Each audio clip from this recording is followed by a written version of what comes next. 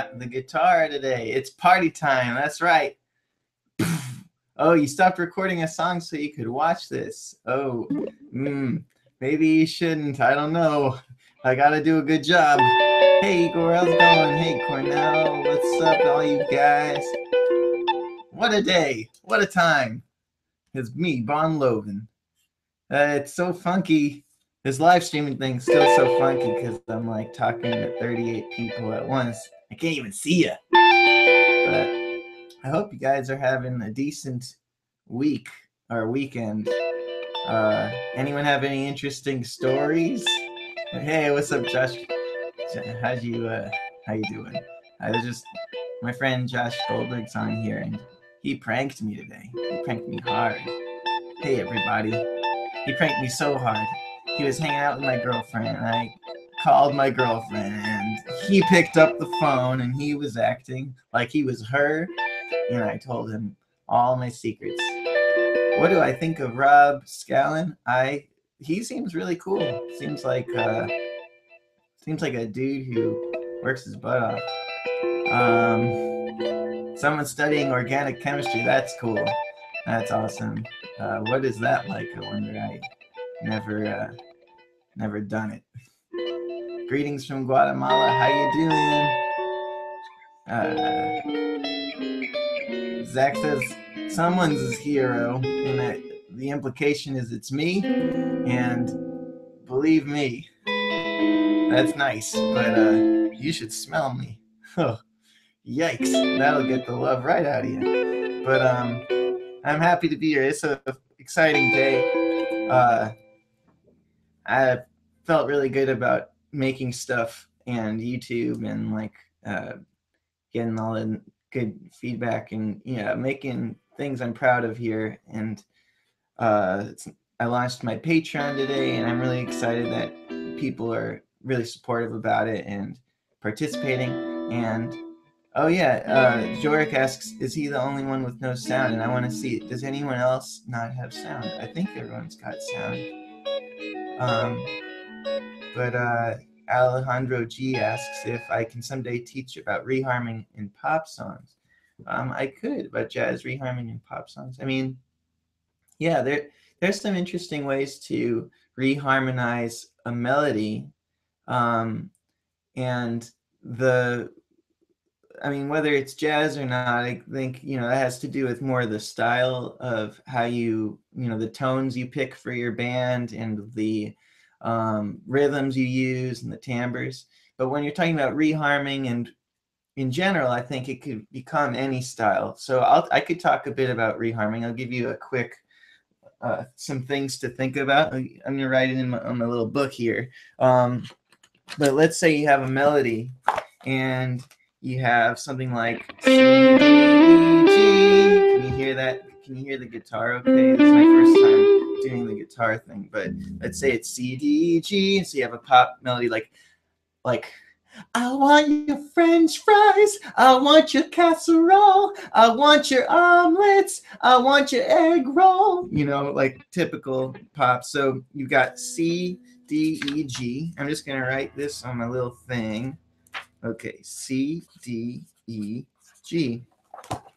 Alrighty, and so you can see there. Now you've got the C, the D, the E, and the G. So you could think of any chord that contains a C, any chord that contains a D, any chord that contains an E, and any chord that contains a G to start with. So, like normally a normal progression for something like this would probably be in the key of C or the key of G major. So you'd have something like, got my casserole, I got my egg roll. That's like C major to A minor. So I'll turn off this delay here. I got my casserole, I got my egg roll, I got my dee-dee-dee. You get something like that normally. And that would all be in the key of A minor there, or G major. But what if we treat it note by note and we come up with a chord that has each note in it, but not necessarily that all fit together in a key. For example, you could start with C major, it should be C, E, G. All right, hopefully the G is a little funky there. but I think you can read sideways if you can read this at all. All right, so C, E, G, that's a C major chord. Then for the D, what if we do B flat major? Because B flat major has a D in it. B flat and F. D, B flat, F. And then for the E, what if it was E major? And I'm just kind of picking these because I know they're not in the same key as each other, and they have the melody notes in them. That's a B. Oh, geez. The idea of writing was bad. Now we have G. Let's go back to G major now, which is a very conservative choice. So I'm going to sing C, D, E, G. And for each chord, each note I sing, I'll have a different chord as I just wrote. So first is C with a C chord. C. Very nice. And then for D, we have a B flat chord.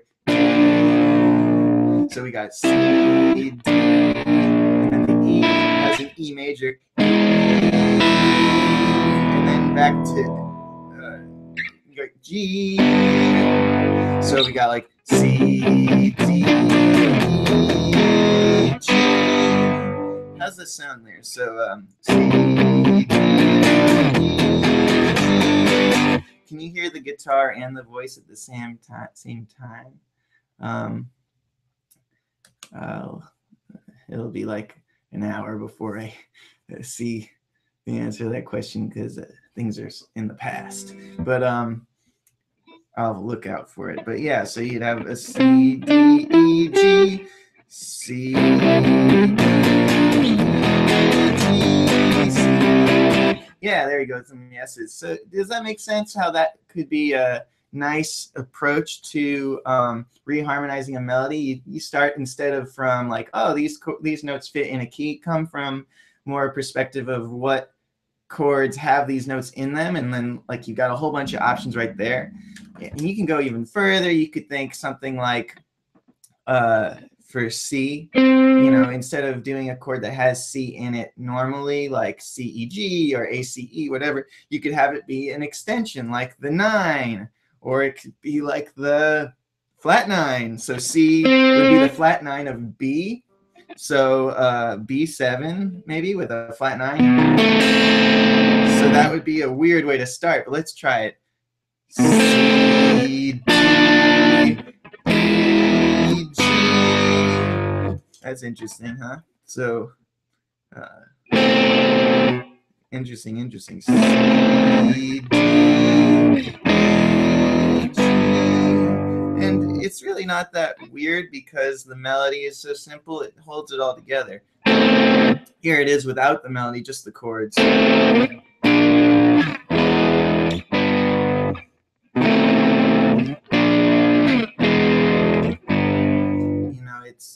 Seems a little more random with just the chords, but yeah, the melody brings it all together. So yeah, there you go. There's some ways to think about reharmonizing. Let's see what else.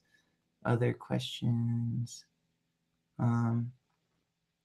Sorry, Jork, that you're having sound problems, but you couldn't hear that. But with Bentley, ever have any dirty vocals in any upcoming songs? Well, we've got some dirty.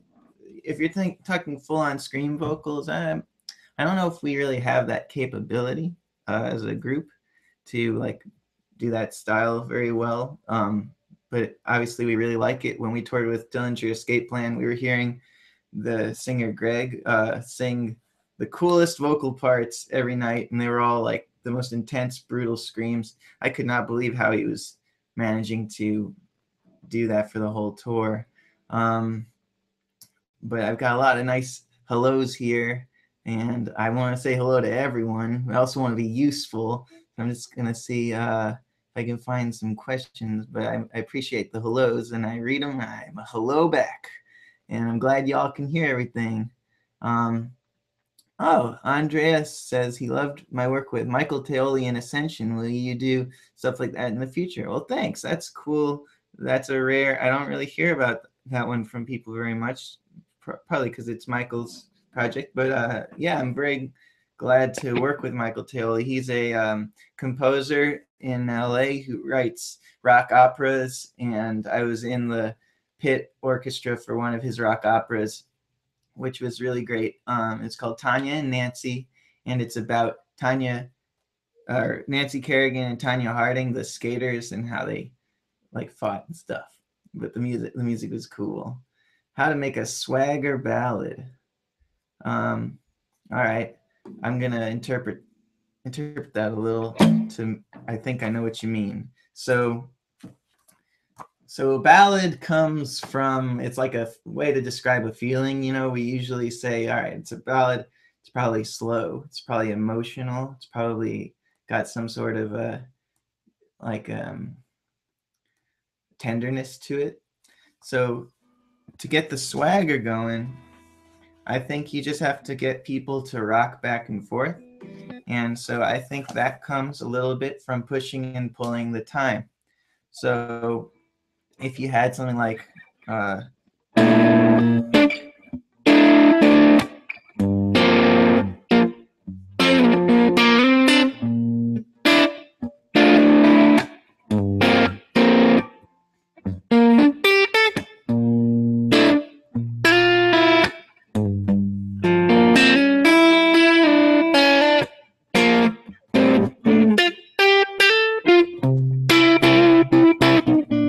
you know, it's got that swagger.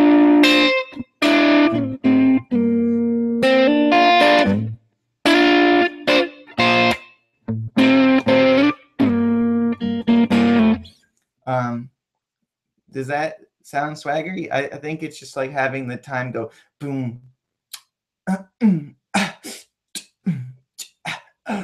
Whereas as opposed to like something like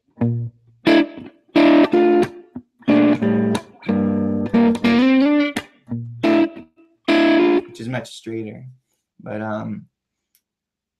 what are some cool sounding chords for B, F sharp, and E? I'm recording this song and these open chords are so dull. Yeah. So you're talking about cool sounding chords for the chords B, F sharp, and E, or are you talking about for the notes B, F sharp, and E? I think you're probably talking about the notes because I was talking about the notes earlier. But for B, you know, you could have the B be the 9, maybe. That would be cool. So you have an A chord with a B. And then for the F sharp, you could go to F sharp is the 1. So, and then have C sharp minor with the E. And so this is the B, F sharp, E. So B, F sharp,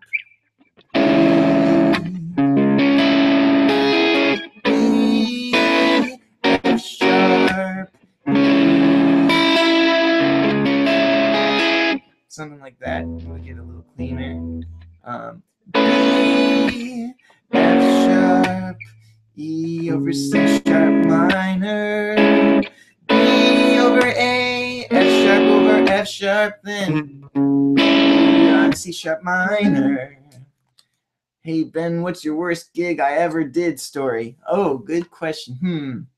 Well, I'll tell you, the first thing that comes to mind, it's not actually a bad gig, just a bad situation before a gig.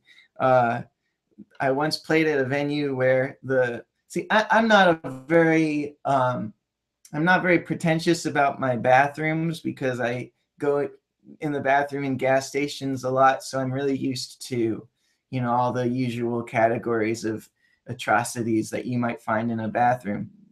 But that background on me is just to emphasize how bad the bathroom in this story is. So the story is I was at a gig, what do you know? And I had to go to the bathroom. And I went into the bathroom and it smelled like things were dead. And normally that wouldn't stop me, but it smelled like really big things were dead and that they'd been dead for a while. And the bathroom was very dark. When you can't see and you smell that, everything, every nerve, every cell in your body is saying, don't go in there. Don't go in there. That's the smell of impending doom. When you smell and when you see darkness and you smell death, you get out. So that was a tough situation because then that was the only bathroom around. And so I went around the whole city looking for a 7-Eleven or well, 7-Elevens don't normally have bathrooms, but some place that would have public restrooms. So there's the best story I could think of for you. All right, let's see. I'm gonna keep looking for questions here. Thoughts on John Mayer? Great guitarist. Don't really listen to him, but I used to not like him for, I think, sort of silly reasons. Now I respect him a lot. Hello from Russia. Oh, hello. Bentley is amazing. Thank you very much. Well, thank you very much. I spend so much time and brain and soul in that band. So when people like it, it's like very, I guess it's like kind of helps me confirm the hypothesis that if we try our best and like do it a lot, that it will be good enough to matter to people. So appreciate that. Hey Ben, this is from Tosk. Hey Ben, thanks for all the content you put up here. It's really informative. I started watching your content with the Zelda videos you did. Keep up the great work. Greetings from Germany. Awesome. Thank you. Yeah, I love them Zelda videos. I wish I knew more video game music so I could keep doing things like that. But I haven't played video games since GameCube, unfortunately. I got into StarCraft for a bit. That was a mistake because the game's too good. It's too good. All right. Oh, I got a cool question here from Mauricio Torres. Hey Ben, did you finish that song you were doing with sine waves? It is amazing and I love it. I that one stood out to me too. I haven't done it yet, but I'm going to. In the meantime, one of my friends named Nick Kruger, who you've probably seen him around here. He's he comes and says hi and stuff, but he has an album on Spotify where he sampled. I gave him permission. He was very professional. He sampled that. I'm gonna see if I can find the name of it. He sampled my Sine Waves video, and it's pretty cool the way it fits into the song. I'm going to find that now, but I'm also going to keep talking while I do it, which will slow my ability to find it down, but it will increase the speed of my, forgot what I was going to say there, but yeah, I guess I'm going to have to put that on hold because my brain isn't functioning well enough and you guys deserve better. But check out Nick Kruger's album. It's called Worst Case Scenario, I believe, and it's on there. But anyway, I'm going to finish that song, or I'm going to make that into a full song. That's definitely one of my plans to do that. Thank you for asking. And then, hello, Pedro. Hello, hello. Oh, good. JJ Carchise, or Carchise, or Carchise said that he likes the way the chords I played before when I was harmonizing the B, F sharp, and he likes the way they sound. So good. I hope that helps you with your song. Feel free to use those chords. They're a little bit different. They might not, you might not always want chords like that, but all right. Was the Johan B was the solo performance of Accident the initial version you recorded or the band version? Crazy how that worked out. Totally came together. Thanks. Yeah, the solo version was first. I was writing music like really right after I graduated from school. I tried back in 2011. I tried writing music that would be like a solo set, so I could always be playing shows and stuff. And so I made that for that. But I ended up making the album version on my album People that came out earlier this year. That was a full band acoustic version, and yeah, I really like how it turned out. All right, I like, so April Cox asks if I like or know of Matthias Eklund, and I do. I like him. Yeah, he's got I'd say he's got a distinct musical voice, and that's a very impressive thing to have. It's really cool. And JJ Karshizi asks, sorry if I'm butchering that name there, what got you into guitar playing? Jealousy. What got me into guitar playing was jealousy. My friend could play all the Nirvana songs I liked, and I was like, wow, you must have been playing for so long. And he's like, no, I've just been playing for like 6 months. I was like, what? 6 months? Because I'd been playing piano at that point for like 6 years, and I was terrible because I didn't practice it and I didn't really care about it, and it was my fault. But I was like so jealous that he could play my favorite songs in 6 months. So I was like, man, I should do this. It can't be that hard then. And then, it turned out it's not really that hard to get started on guitar. It's just hard to, like anything, it's hard to master it, even though I don't think it's even possible to master it. But Alicia Moosh just listened to Doggy Fun. It would be fantastic to choreograph a modern dance piece to it. Well, if you do, I would love to see it. Please do that. Please do that. And if you want to get in touch, if you do that, my email is benlevinmusic@gmail.com. That would be really cool. Anthony Breeding says Shovel Knight is a great Ine. Well, I don't know what that means, but I think Shovel Knight's a Pokemon. Thank you, though. Let's see. Zabo358 Pure. Advice for practicing chords in different positions. Oh, I lost it there. Oh, boy. Advice for practicing chords in different positions such inversions through the fretboard. Yeah. I do have advice for that.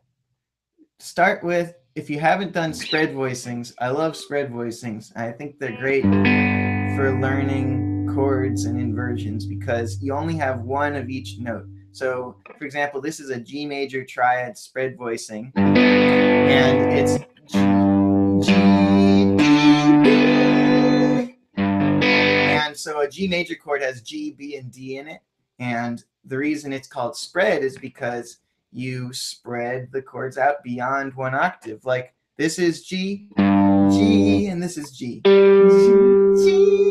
And in between, you could go G, B, D, and fit all the notes in the chord in that octave there. But we're going to spread them. We're going to go further out. We're going 1, 5, and then 3 on top. 1, 5, 3. Now you can keep track of which note's what. A lot easier than if you do a big bar chord. Because then you have G, D, G, B, D, G. And you have to keep track of all that crap. But instead of doing that, let's just have one of each note in the chord. And guess what? It sounds awesome. It's like a really clear, in tune, lovely chord. I love the way this voicing feels. So then you say, all right, well, I have one of each note, and I only have 3 notes to worry about, and I have a G major chord. Let's move to the next inversion. And what you do is you move each note to the next chord tone in the chord. So G moves to B, D would move up to G, and then B would move up to D, and I play it like this. And it's just so easy to visualize because you only have one of each note, and it sounds great. And you go from there. B moves to D, G moves to B, D moves to G, and you got this. Now, I'm going fast. If we're really working on this, I don't expect you to just play them super fast like this. It takes some time to work these things out. But here you have all the inversions of the G major, and it's easy to spot where each chord tone is. So modifying them is easy. So I could take, if I wanted to take the G on top, move it down a half step, I'll get like a G major 7 kind of sound without the root. In context, it'll be very G major 7 sounding. And I could move the root, or I could move the third up a half step to make it suspended. Or I can move the third up a whole step to make it a Lydian vibe. And so, it's just easier to keep track of what's what when you're only dealing with 3 notes in your chord. So these spread things are delicious. They're like good honeydew. Very hard to come by, though.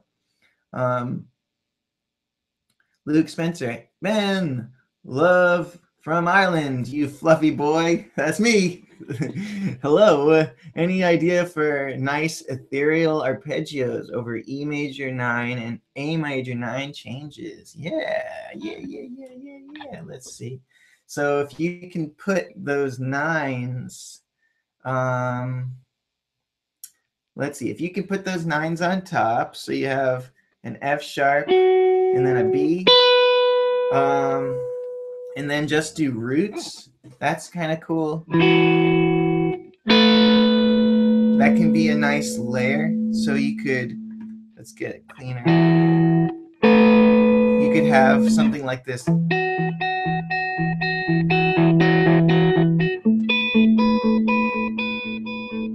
loop that. All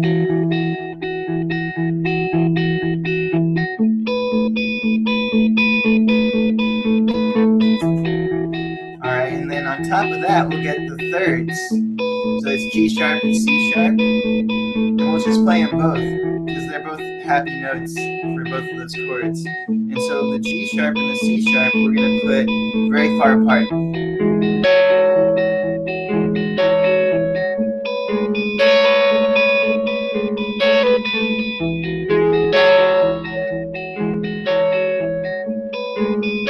I think that sounds cool. So it's all about how you voice them. You know, it's got a lot to do with pairing things together that make for a good sandwich. You know, or like a it's like you know when you're cooking, how you can kind of imagine how certain flavors are going to be in advance, and then the more you cook, the more you know how much salt to use or to not use.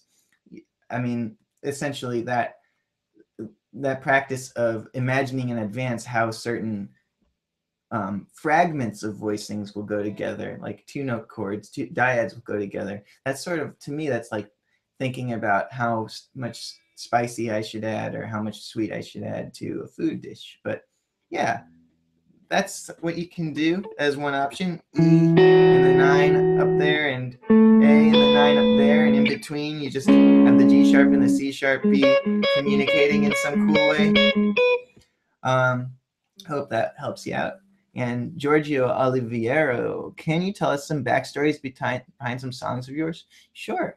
Let me see if there's a good one. Well, well,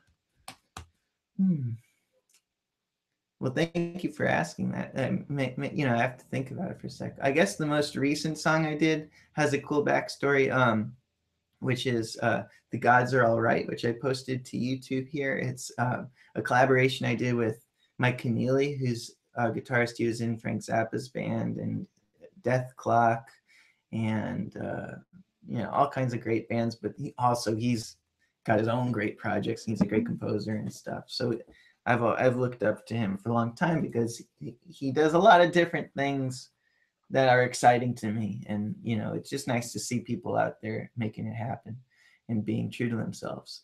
But I was that song was so that song is like a kind of hip hop vibe and a kind of Dillinger Escape Plan kind of vibe, kind of Death Grips vibe. It's like very, there's a lot of shouting and action and crazy changing, and um, the way that all those sounds came together was exciting because I was basically just like saying, what can I do to each sound I have to make it as like, I guess, uh, I want it to feel like a roller coaster that's going down the whole time. You know, like how can I have each sound push?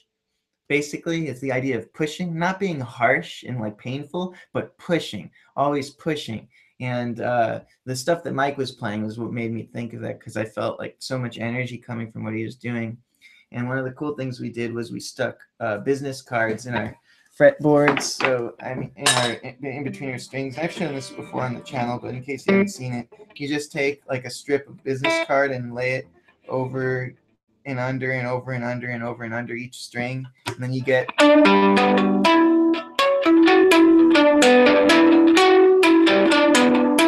all these cool textures. You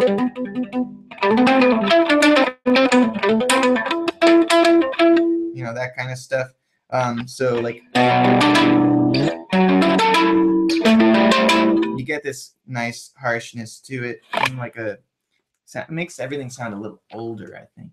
And so yeah, I had all these sounds that were like really pushing forward, and then lyrically, what came to me was, you know, I was pretty disappointed by the election, you know, and just there was so much, uh, like so much disappointment, so much anger, you know, just about all of the stuff, and so I was just thinking about like how I guess I felt like sort of like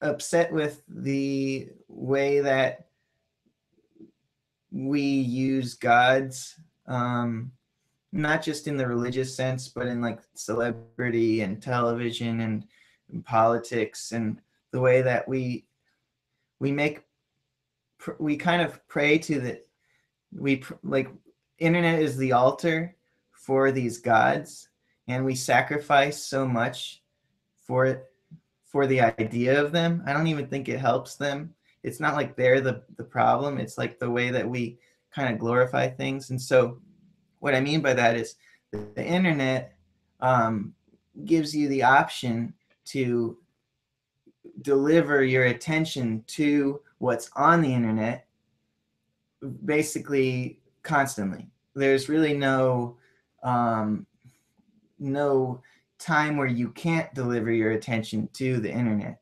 And the internet definitely deserves a certain amount of attention because it's where a lot of amazing stuff is happening. And that's why I'm here and that's why you're here, you know. But what's kind of frustrating to me is how it like if you think about it, in some ways, the amount of time that we dedicate just to observing the internet, the news, what celebrities are doing or not doing, and the amount of time we spend observing it without actually doing anything tangible about it is, I think, excessive and painful. I think it's painful to always be watching everything. I think it's helpful to sort of have times of the day when you think about the world in general, and then times of the day when you think about uh, yourself and or your family and just small stuff. So anyway, the song is about all these health things, and like the all these different gods and ideas just sort of breaking down. And so it's a long story, but I don't know. I hope that was interesting. Um, but thanks for the question. Uh, oh, thank you. I got a donation. Thank you. Thank you for sustaining my health. Oh, recently my van broke down, and so the idea of finances and all that is urgently on my mind. So I appreciate that a lot. Thank you. Um, so let's see. How do you get yourself Nebosha Despotovic? How do you get yourself to finish a piece? When do you consider a song done? Give yourself deadlines. That's a great question. You got to give yourself a deadline. It's got to be an external deadline. So what that means to me is, let's say you're making an album. Before you finish it, before you even know when you're going to finish it, just schedule the release party and make it with like a group of friends or someone where you don't want to let them down, and have them put it in their calendars. And then you got a deadline and you got to meet those deadlines. That's the only way to finish, because you never really, you just vaguely think you're finished or vaguely don't think you're finished, and you can't be sure. So for me, with the Let's Write with a Plan series, I had to get that done because just like, I don't know, making the videos, it just felt like I could just keep editing it forever and being afraid, and that wouldn't necessarily make it any better. So I like booked the string quartet, and I told everyone who watched the videos what was going to happen, that I was going to I told everyone who watched the videos that I was going to release it. I gave myself these like very tangible pressures that where I had to rely on.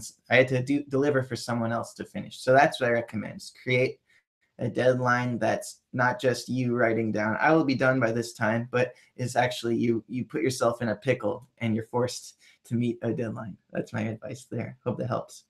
Josh Goldberg, my friend and troll, asks, "Been any tips on programming drums?" Yes. Play them in as much as possible. Play your drums in. Don't type them in. You can type them in, and like people do that really well, but this is my tips. I'd say you get more spontaneous, interesting results when you type them in. Have another tip is have some elements quantized and some elements not. Um, it's nice to have a little bit of that tension.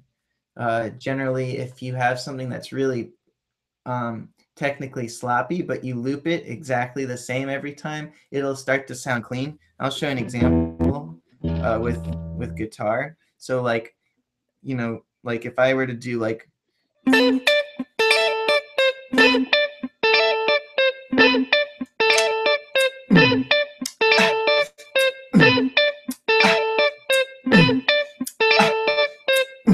you know, it's definitely not a quantized thing, but the fact that it loops on a quantized schedule makes it crystal clear. So I recommend taking these broken rhythms and looping them perfectly and seeing what you get.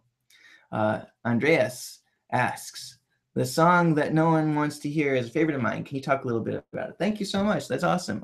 That's a song off the album People. Yeah, that's a good one. So I was really into Nick Cave's album,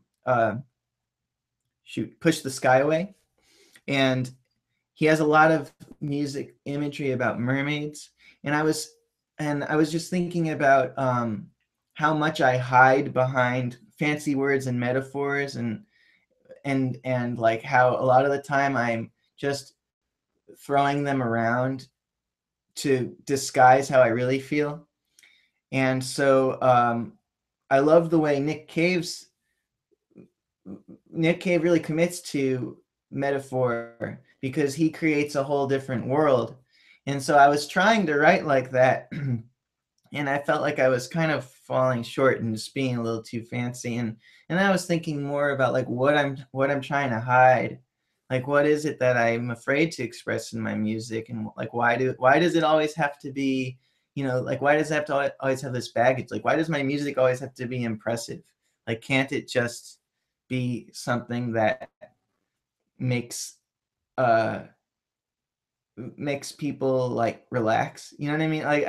Why can't I have more purposes for a sound?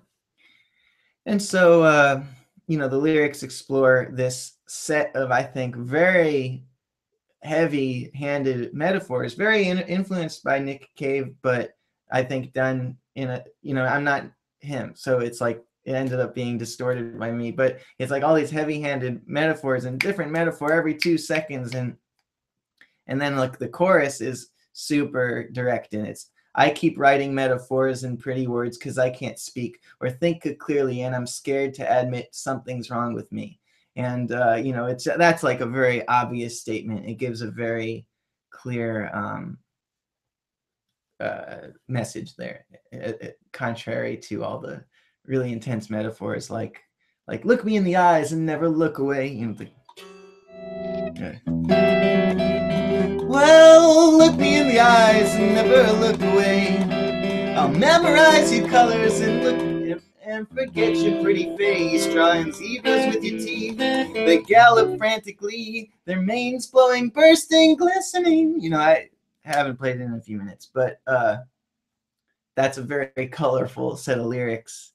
And then it's like, and we're trying to survive these brutal times. What is the value of your life? You know, some cliches in there. And then, you know, we just get to the chorus like, I keep writing metaphors and pretty words 'cause I can't speak or think clearly, and I'm scared to admit something's wrong with me. You know, that's just like super straight ahead. So I was interested in exploring that aspect of my personality and my insecurities, and I like the song too. Thanks for asking. Igor, how you doing? How would you go about implementing folk music from different parts of the world into your playing? Well, that is a very cool question. Let's see. So, oh geez, I'm so behind. There are many questions. Okay. I like to answer everyone's questions, but I know that kind of devalues the donation chat thing. So I'm going to jump right back to that. I'm going to address Timur Bedrozov because he donated, and that was very kind of him. I want to make sure I don't make it like a waste. Hi Ben, love your stuff. How does one reharmonize a song into a different mode? Ionian to Lydian, for example. Well, the really important thing with each mode is to understand the connection between how they sound and what notes are special about them. So in this case, you're talking about Ionian to Lydian. So you want to say, well, what's the real difference between Ionian and Lydian? And Ionian has 1, 2, 3, 4, 5, 6, 7, 1. Whereas Lydian has 1, 2, 3, sharp 4, 5, 6, 7, 1. That sharp 4 is the big difference. That's the characteristic note of Lydian. So when you want to reharmonize Ionian to Lydian, you really just got to sharp all your 4s. So in the key of G, that would mean sharp all your Cs. But that's like a, that'll get you there, but that could just be like a plug and play kind of thing. What will really give you control over that is if you know how a sharp 4 really sounds in the context of Lydian. To me, it's the word magical comes to mind. That's the sharp 4. Like, hear how that sounds up here. Yeah, yeah. As opposed to the natural 4. Yeah, yeah. The natural 4 has a certain kind of sadness to it, a shrinking feeling, whereas the sharp 4 has an expansive feeling. So I would think about that. So Ionian to Lydian, you want to sharp your 4s, but you also want to know, all right, I'm going to be going from a slightly a little more melancholic feeling to a brighter feeling. That's kind of a generalization, but I think that'll help. And back to Igor. Let's see. Right. How would you go about implementing folk music from different parts of the world into your playing? I would try to just get one thing that you notice about a certain style of folk music, one thing that stands out as like something that happens in that music that doesn't already happen in your music, and just focus on the one thing. So one thing I noticed in this Turkish clarinet player I like named Husnu Senlenderici, he will go. So if he has a line like, he'll be like, so it's these little quick pull-offs before each note. So I just incorporated that little thing into my playing. So I'll have like something like.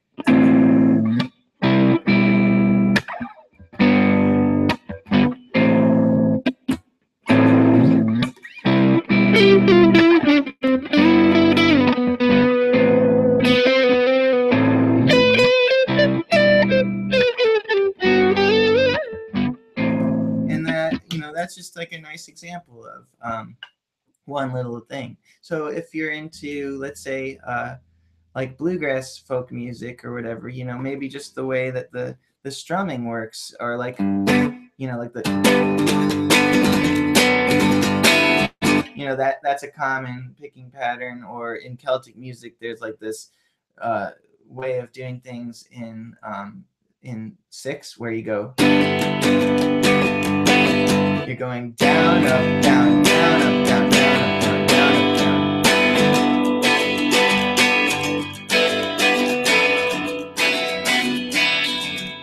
down. So just try to find one characteristic element and don't try to master the style right off the bat. I think it's good to start small and see what is it that's calling you. And every type of music can go so deep. So this will give you a good foot in the door. But any folk music really could take several lifetimes to master. It's heavy stuff. Thanks for the question. Uno, do you ever feel restrained as a guitarist? Like you really wish you started piano or violin or something?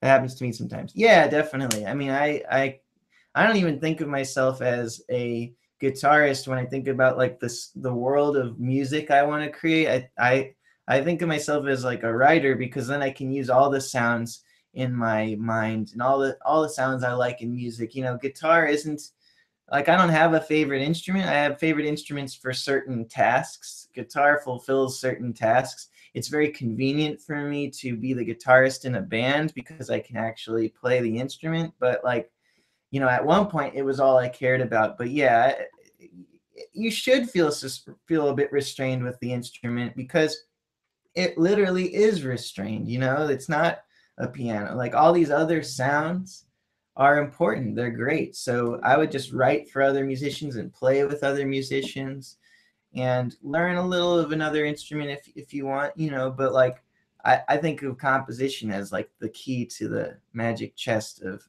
where, like, the heart of music.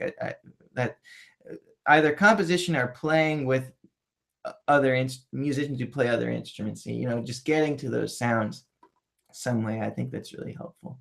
But yeah, learning another instrument is a good thing. Time for a quick water break. Excuse me. Alrighty. Francisco Mars, do you know any classical pieces like Capriccio Arabe? Well, I don't know that piece, so it's hard to say. Sorry, I haven't heard of that, but I'll look it up. Uh, Thank you for the suggestion. My list here. All right, so Saher Yosri, what is more important for you, being a good player, a good composer slash songwriter? Being a good player helps me with my composition because it helps with my ear training and stuff, and like the practice of getting good at an instrument actually helps me with my writing a lot. But I see it as a means to an end. I see writing as the end and playing guitar as the means, as one of the means. So yeah, good composer songwriter is the most important thing to me. Italo Marcos, do a video series to master scales. Master scales. Yeah. I think the key to mastering, like what mastering scales means to me, is being able to improvise freely in any key or mode, because every key or mode is like going to fit in some grid, which inevitably forms a scale. So a series on how to turn scale knowledge into good improvs would be very interesting. So thank you for the suggestion. Ho15140 likes babies. He likes babies, or this person likes babies. Thank you. Internet connection is the name of this caller. How did you buy that Steve Vai guitar? That's an expensive guitar. Did you work all year to save up? Well, I actually appreciate that question, because yeah, like expensive instruments are really hard to get. And you see them all the time. You see lots of people have them. You're like, how do people get this? So I'll tell you the story of the Steve Vai guitar.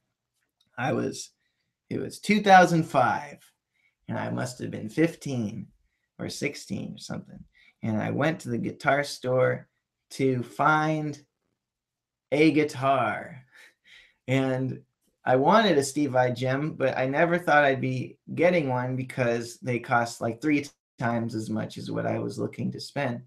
But lo and behold, this gem that you're referring to was there used for $600, and that was only a little more than I was looking to spend. And very fortunately, my mom helped me buy it. So it was partially my privilege of having a mom who could help me buy it, and partially my luck, which is also, part of the privilege thing of finding it used. So that's how I got it. But working all year to save up would be very, very worth your time for an instrument that you love, because you'll just keep using it. It's a great investment, and working hard for things that you. So I would say, good question there. Ho15140, you have great eyebrows. Thank you. Mezurahi 5. So since you learned piano but only really connected with the guitar, do you have to translate the piano, imagine the guitar neck? How do you visualize chords and intervals? Great question. So I see piano as a bunch of notes, and I see guitar as a bunch of notes. So shapes are like a secondarily useful thing to me. Like at this point, I do use shapes, of course, but they're sort of like a memory trick. The most important thing to me is I just see C here. I see C's and B's and G's. So I'm all seeing notes. It's all notes. And same with on the piano. So really the pitches, and if I know a chord on guitar, I can play it on piano. The translation's really not so bad. What's really bad on piano is my technique. Ouch. It's hard for me to get to the chords, you know. I've got what you would call crappy technique. But good question there. Toss. Do you think learning piano as a classical instrument helps with composing and expressing yourself as a musician if you're a guitarist? Yeah. You know what's cool about piano is you can just see the orchestra in your hands because you got 10 voices, you know, so you got your low stuff, your middle stuff, your high, middle, and then your high. And you can do orchestration very visually. That's why I think a lot of great composers play piano. It's just a nice composing instrument. So you could say, all right, these two fingers are going to be like, you know, the flutes, and you know, just like start to think that way. I think of the guitar as sometimes as a string sextet. I've got my super low bass and my cello and my viola and my other viola and then two violins.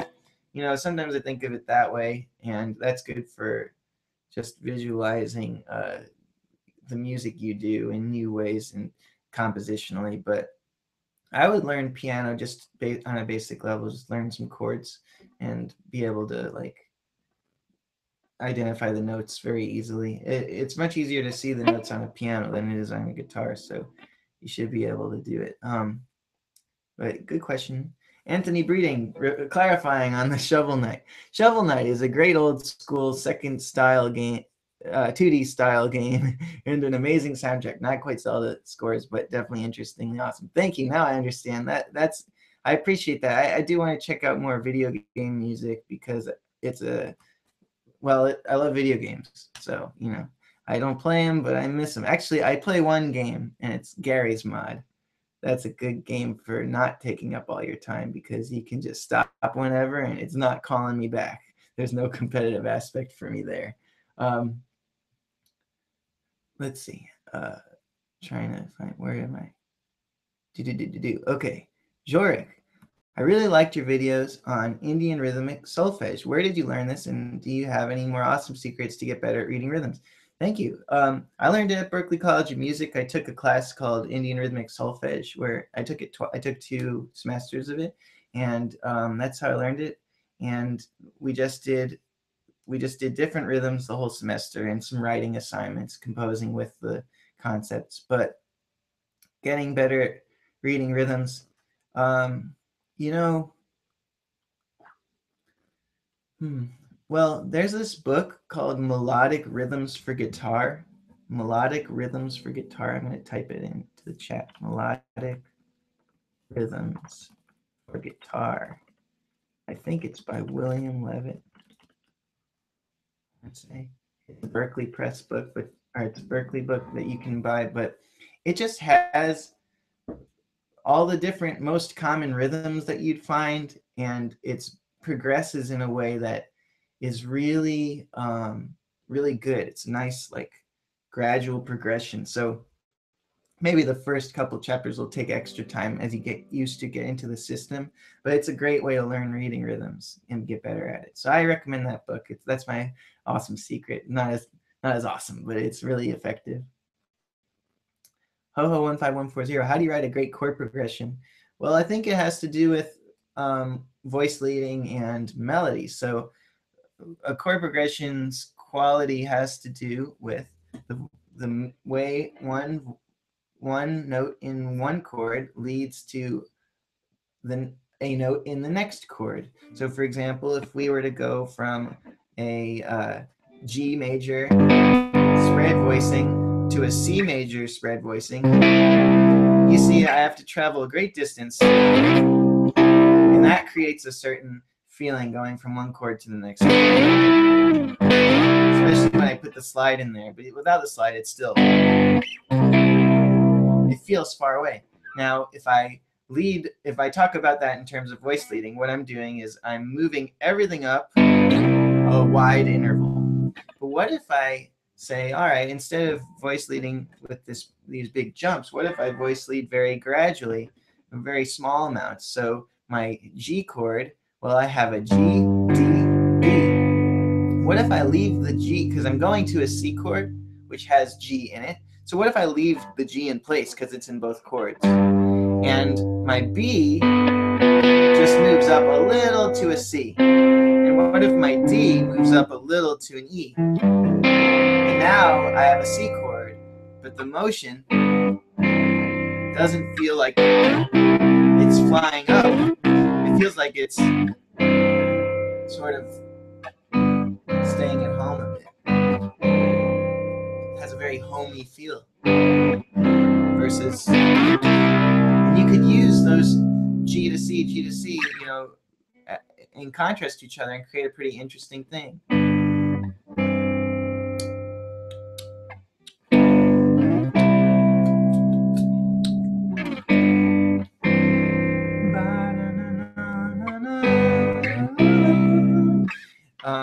So voice leading is more important than what chords you pick. The way the notes move from one chord to the next is the key to a great chord progression. And then that makes it so that, you know, every note in the chord is like a melody. So every note has some sort of melodic value to it and pulls you from one chord to the next. So yeah. Francisco Becerra, hi Ben, thanks a lot for all the content you create. You're welcome, sir. I'll apply to music school soon, though I feel like I'll pass the test. I'm curious if there's any important tip you have for a new student. Yeah. When you audition for music school, I know you already, sounds like you already got in. Oh, no, you're applying. Yeah. So when you audition for music school, they want to hear you play something you're good at, even if that thing that you're good at is very simple. But I think the most important thing is not to pick the most crazy, like out there, complicated thing you can find, but rather find the most interesting thing you could play in your audition that you know you're good at, so that you show up in there sounding confident, sounding in tune, with good time. Your hands are going to shake probably. You're going to sweat a little, or you're going to feel butterflies. You know, you're not going to feel like yourself. So you want to pick an audition piece that's within a comfortable space for you. And then the other thing is you want to make sure that you figure out what kinds of foods make you play better or worse, and make sure you're like well fed and well hydrated for your audition, and really be mindful of how your diet and sleep and what time of day you play affects how you perform. So yeah, when you do auditions, it's really your body's chemistry is as much, you know, an instrument as the actual music you're preparing.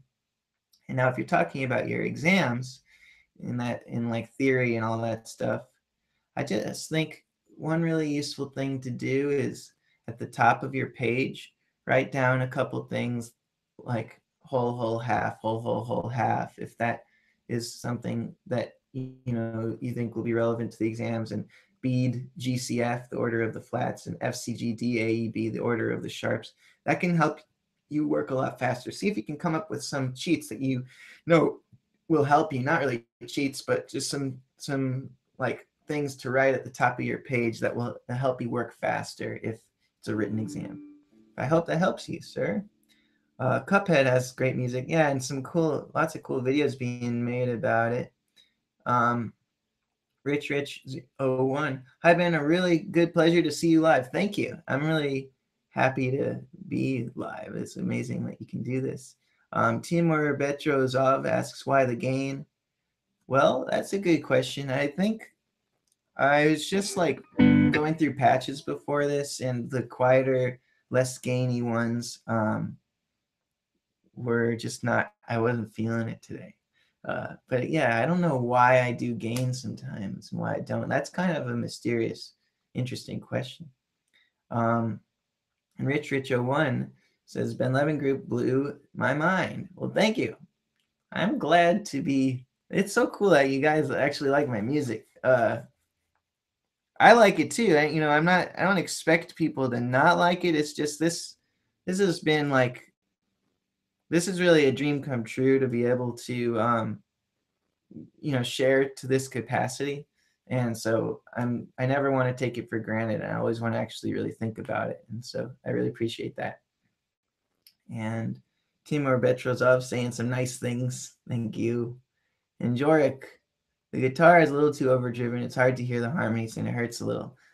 I'll take that feedback and see if I can do something about it. How about this? I think I can take... Here, we'll try a different patch for a while. How about this? This is a nice clean patch. I'll compress it a little. We'll try that for a bit. All right. Thank you for the feedback. Charlotte Crosby, something I did was gorgeous in the past. Well, I'm glad. Thank you. Yes, Box. Hey, Ben. Greetings from Sweden. I really like the music video for Time Dear. Did all the ideas come from Ricky the animator, or did you work on it together? Yeah, thank you. Ricky the animator was the guy who thought of everything for that. Yeah, he did an awesome job making that video. And yeah, I don't think we just talked about the idea of the deer traveling through time, gave him like a prompt, but he came up with the concept. Thanks for asking. Yeah, I like that video. He did a great job. G-Man, I just started learning guitar. It's a lot of fun so far. You've been a great inspiration. Thank you. I'm glad. You got to keep it up. It's super fun, and it only gets deeper and better. Moses Rupert, I appreciate what you are doing. Keep on doing your thing. Thank you, Moses. I appreciate you. That means a lot. But keep me on my track. Andreas Cordier, what do you think about keeping a straight wrist? Adam is talking about. You seem not to pay too much attention to doing so. I'm going to talk to him about it. I believe him 100%.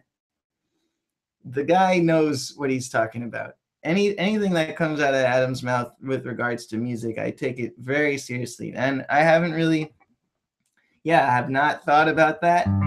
So I'm going to talk to him and see if he thinks that applies to guitar as much as it does bass. He probably does think that. And it's very, just trying it now, it is not what I do. And I don't want to get injured, so I'm going to talk to him about it. But that's a good question. Thanks for reminding me, actually. All right, so Moses Rupert, what's your favorite chord? Hey, Jessica, I'm streaming. How's it going? All right, great. Moses Rupert asks, what's your favorite chord? It's like I have favorite chords in different situations, but the one that always comes to mind is good old major 7 sharp 11 voiced like this. I just really like it. It's not like a super weird chord, it's a pretty common one, but I like it. And gosh, I think I'm so far in the past right now with the comments. I'm sorry. Thank you for your patience, everybody. What's the music theory behind an album having a good flow? Oh man, I think it has a lot to do with dynamics and general shape.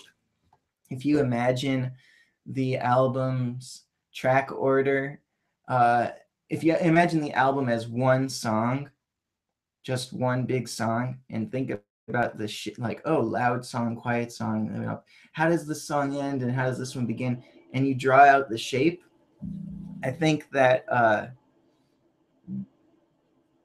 you can see if an album jumps around too much or has like a nice shape to it. You can sort of see it.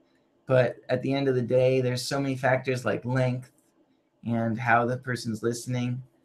A little bit of luck is involved too. I think that all your songs that you wrote ended up in a really good flow. But that's a good question and a good concept. There could be a lot of theory looking into different albums and their flow. That guy Nerdwriter, I think is the one on YouTube, talks about Quentin Tarantino movies and how they are set up like an album, the way he does scene by scene. I think that's very interesting to check out. Very interesting point he was making. Ben, do you have perfect pitch? Dave Pierce asks. No, I do not. And I work on your training every night. and it helps a lot to just practice your intervals. But I don't have perfect pitch. Working on just good relative pitch is my goal. Asthenis. Hi, Ben. I have a question. Have you ever had a breakdown moment during your musical career that made you think that you'd put down the instrument, or that putting down the instrument was the best idea, or when you were studying? Well, I've never wanted to quit, but I had a moment where I thought I'm like a total loser because uh you know the like the definition of stupidity that Einstein has, or I don't know, it's like attributed to Einstein that stupidity is, or being insane, or being stupid or crazy is just doing the same thing that doesn't work over and over again, hoping it will work the next time.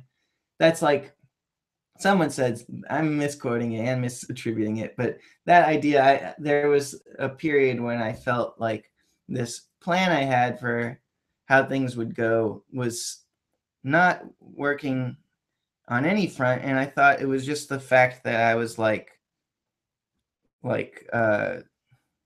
stubborn or something that was like preventing me from seeing what I actually should be doing, and things weren't going well, like in my head, but they were actually just, I was just moving along, like people expect life to be like this, but then it's like actually like this. And so when you're on the really low part of the curve, you think that everything's gonna go down in a straight line forever.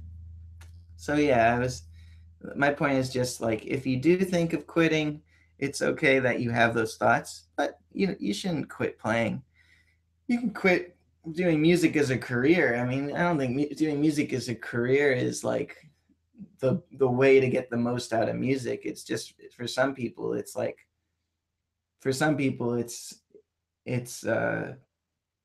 I don't know. I don't think having a career in music has to happen in order for you to get music's benefits. And so you never really have to quit your instrument, but maybe you could find other careers. But it's all about just like, you gotta try to just be happy. And so if playing music makes you really happy, just try to fit things around that, or try to fit it in. Um, but yeah, those are great questions there. Uh, Lubian, thank you for quickly replying. Song no one wants to hear, chilling lyrics. Would love if you recorded a live version of it like you did with Accident. Look forward to more. Yeah, that's a good idea. I will record a live version of that. I'm gonna write that down. I will.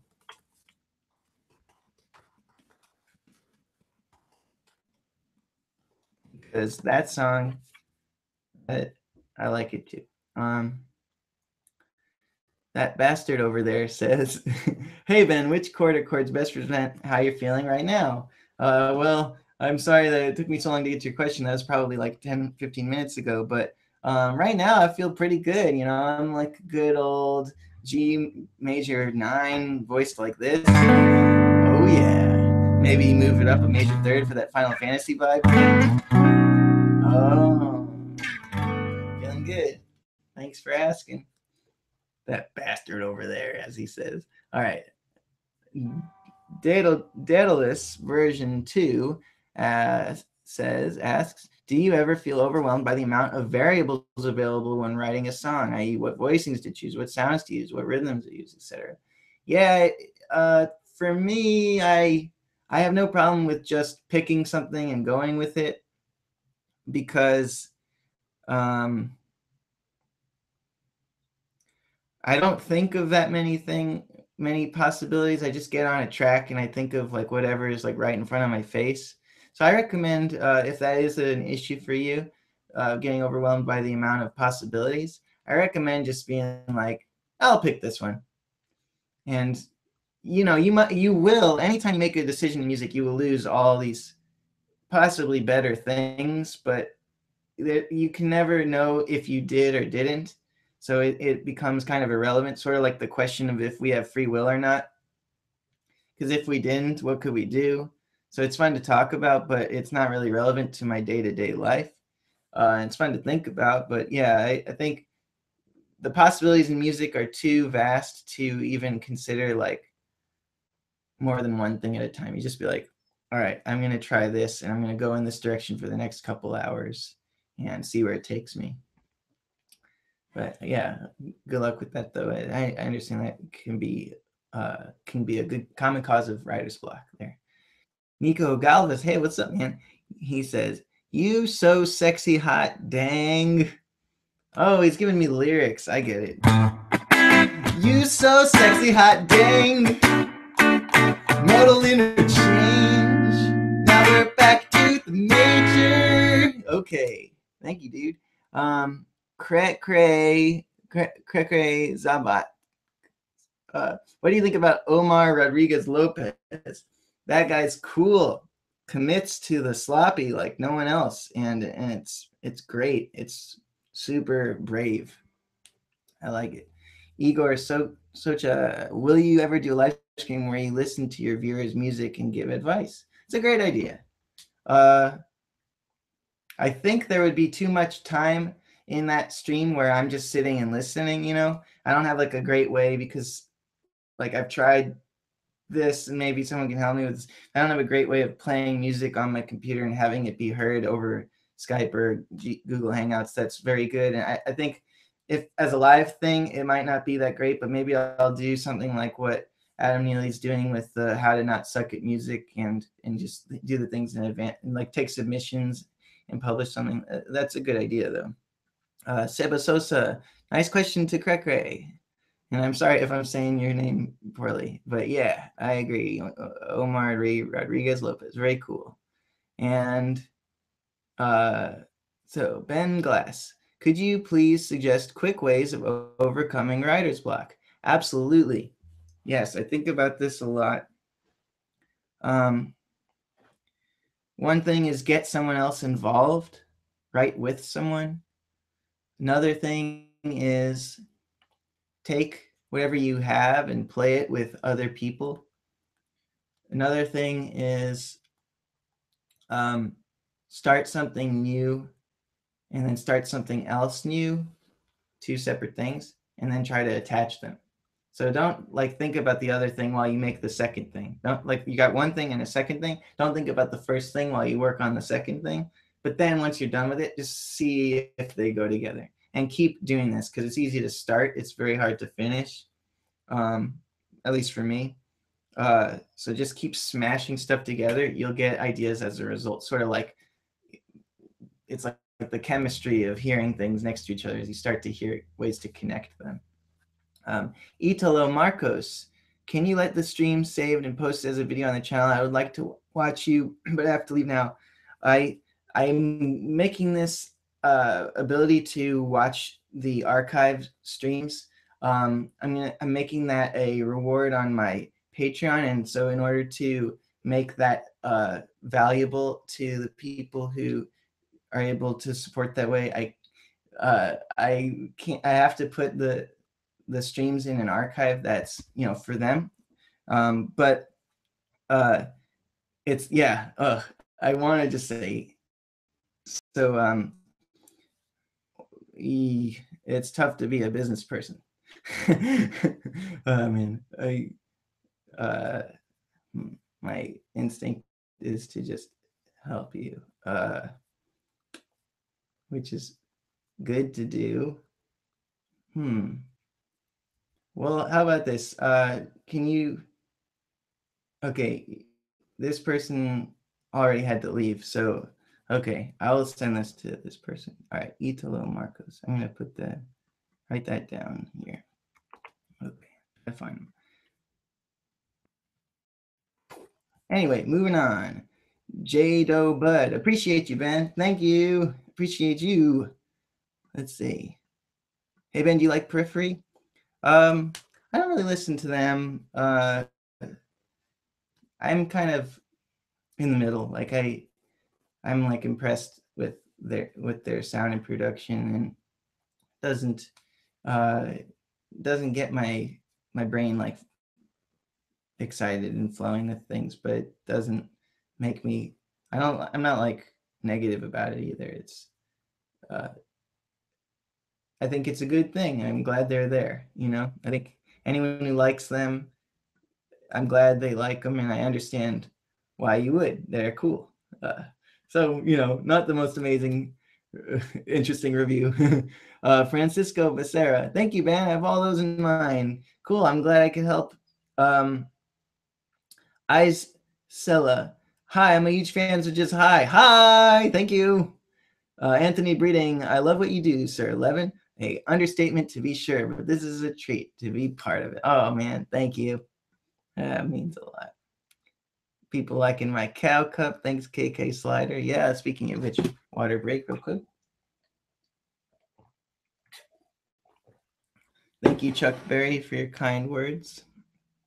Modal Mixture. So happy that I can support you on Patreon. Thank you. Thank you for supporting me. Yeah, the Patreon thing is, it took me a really long time to make a Patreon because it's hard to ask for money, for one.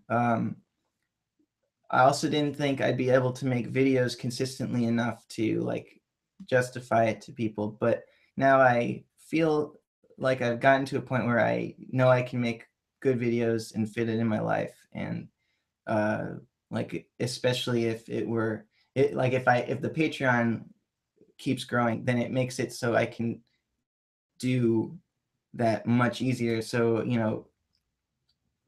I'm burping. I'm really glad I finally get to do it and see how this goes. So far, it's been really inspiring. Reza 1983. Any tips for Radiohead sounds, Ben? And thanks. Yeah, well, Radiohead does cool things with minor chords. So I would say moving things in half steps from minor to minor is not something that happens in any key. There aren't two minor chords a half step apart that happens anywhere in just one key. Like not in melodic minor, not in major, not in anything. So if you can design a chord progression that has that move in it, like let's say D major 7, E flat minor, D minor, that movement of this minor to minor is very, like, to me that's a very Radiohead sound. So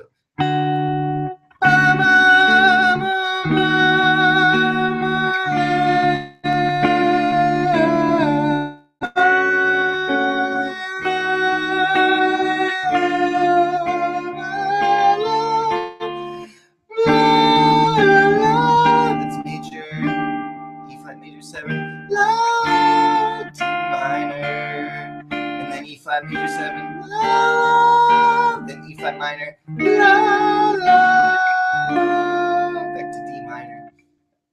That's a nice thing. So moving minor chords in half steps when you can. It's a good one.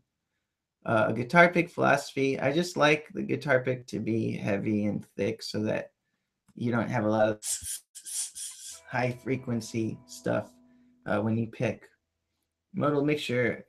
By the way, the final version of Doggy sounds amazing. Thank you. Yeah, I'm so glad to be done with that series and know that the piece actually turned out well, because as you can imagine, like doing that series 20 episodes and not knowing if the last one was going to be good is stressful but exciting. Chuck Berry, I really like that you're going through the comments one by one. Well, thank you. I hope other people like it too. I mean, it takes a lot longer for me to get to new comments, but it seems to me like I don't have that many people following me that I can't do it. I could see why Adam Neely wouldn't be, because he has like hundreds and hundreds of comments, but I feel like I can get through here. Whoa, something just appeared. Thank you, Jessica. I got my favorite drink for my diabetes fund, taro milk tea. Thank you. Wow, this is a wonderful day. Thank you for this day. Milk boy. Not really, it's just water. It's not even milk. Okay. Let's see. All right. And David Pashkit. I wish I could pay with respect and appreciation for real, because I'm money broke. You have paid me just now with respect and appreciation. That fills me up with joy and gratitude. So don't you worry. keep your money. You don't want to. I don't want anyone to be like broke or financially distraught because they wanted to help me out. It's just Patreon's just, I think, for people who feel that they can spare the amount and want to chip in to help me achieve this very specific goal of making YouTube videos for all of you and being a music guy. So I hope you become unbroke soon, and I hope music fills your pockets and your wallet with all kinds of things to enjoy that don't require money, which there are lots of them these days. Or they require money, but they require like internet service, which people generally find a way to afford in many countries. All right. Jonathan Zilk, I'm in my first year of music school and I feel like I'm not playing enough with other people. Do you have any advice for finding places and people to play with? Yeah, I think open mics are really good because most people who go to open mics are trying material out. And so then the idea of trying material out with someone else is like really appealing. So if you go to an open mic every week and then you see a couple folks that you jive with and then you like invite them to jam, that can be a really great way. Another way to, oh yeah, and so for finding open mics, every town's got an open mic pretty much, and if not, the next town does, you know. So like that's it. That should, you should be able to find that. But yeah, that's a good question. It's a very important thing to work on. All right. Chuck Berry asks, "What do you think of the lick?" I'm not sharing which lick you're referring to, but if you're talking about licks in general, my thought is that you want to learn thousands and thousands of licks if you can, and then mush them all together to create your own sound. I think we learn a lot of that. I think learning licks is really useful. And the key to not sounding like you're playing licks, I think, is to know lots of licks and be able to play them in any key, anywhere on the neck. So it's useful stuff. Supreme Lord Pantsu. Hi, Ben. Hello. Thanks for the heart. All right. So Brandon O'Boyle. If you care a buttload, doubting yourself will be part of it all. That is a very good point. If you care a lot about something, then it pulls your emotions in different directions. That is a good point. Surveil. What's up, Bean? What's up, Surveil? Later activity. If you're having a hard time staying motivated on your current instrument, it can be a good idea to learn how to play something else for a little while. True. Yeah. It's another way of interacting with music, and that's a very constructive way to explore and do things. Win Yang, how do you feel about writing with an instrument versus writing with software? I would definitely encourage both because there are so many different sounds you can get with an instrument, so many different sounds with software. Your mind goes to different places. It helps you really get a more robust, diverse set of skills and abilities as a musician to write with as many different things as you can. Try writing with notation, try writing with recording yourself, try writing with your instrument, try writing with other people in jam situations, record your improvs. Lots of really valuable methods that all come together to make a nice rich palette for you. I'm Xblade. I recently started composing in Sibelius again after watching your series. Thanks for that. My problem is dragging out sections without them getting boring and not just rushing to the next part. Yes. Hold on a moment. I'm getting pretty dehydrated. I have to take care of the mouth.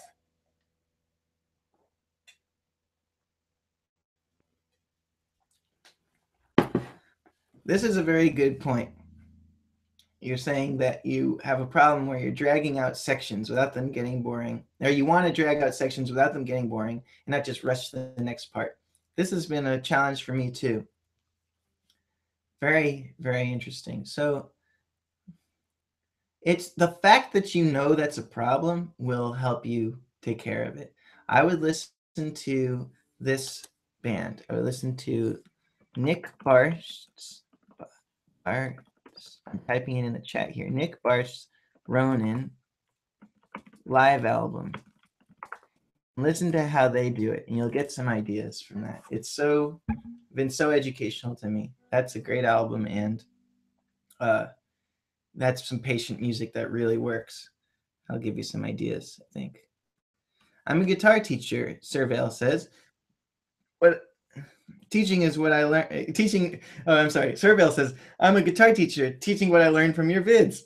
Excellent. I'm glad I didn't make any of this stuff up. I learned it from other teachers too. So we're just passing it all on. That's what you got to do.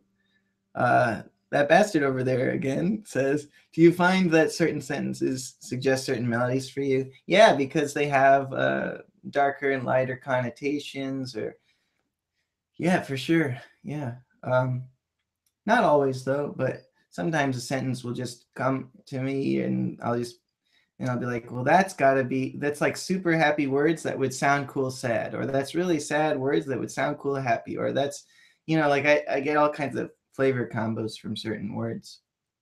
Ben Glass, thank you, man. I like the idea of joining two unrelated tracks together. I'll be, oh yeah, cool. I'm starting to catch up. Yeah, that is a useful approach.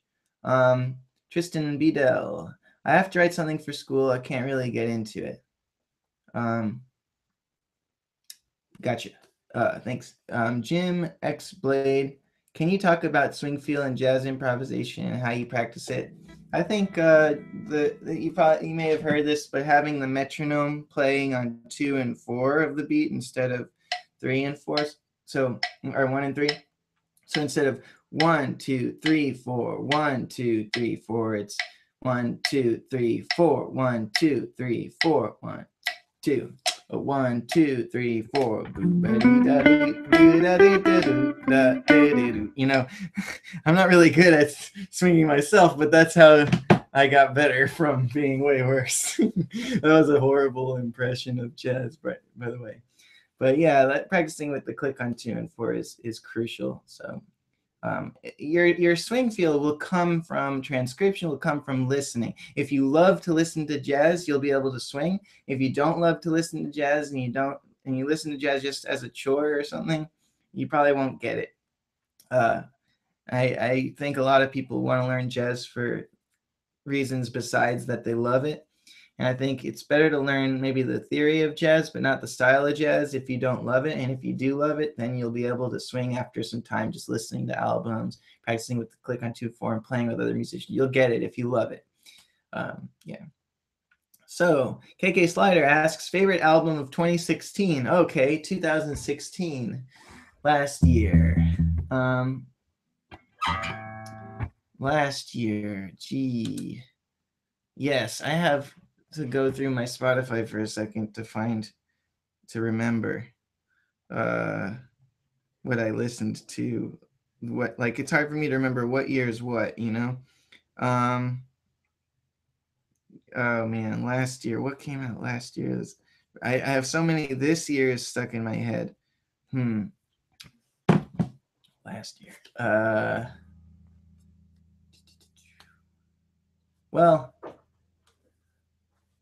oh yeah, I remember I did a whole thing about it with Adam. Yeah, I really liked this album Hand Eye by Eighth Blackbird. It's just a bunch of cool contemporary classical stuff that's really good. I'm pretty sure Life of Pablo by Kanye West came out last year, and that's really grown on me a lot. I like that one.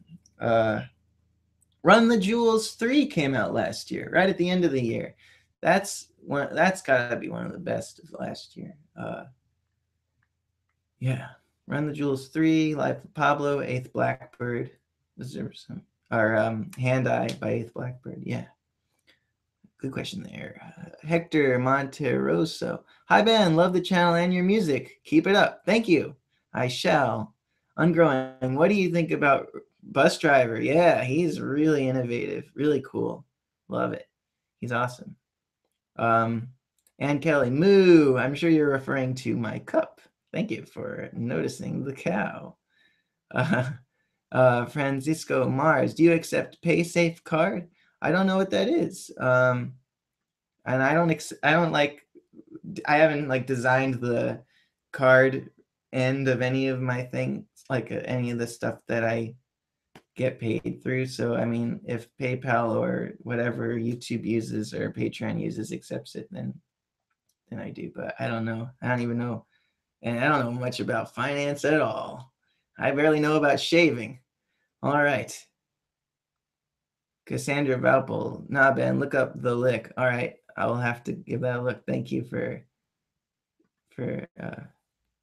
clarifying there. I'm gonna write that down. The Lick. Okay. Hope I'm not gonna see a video with poop in a bunch of cups falling on a lady's face. Hector Monteroso, any tips on how to stretch a motif and how to twist it around? I usually see myself having interesting ideas, but I struggle developing them in a way I love. Thanks. Well, you know, on a sort of conceptual level, this happens a lot in lyrics really well. Like, you know, I was just talking about Run the Jewels 3. If you look at their lyrics to like songs like,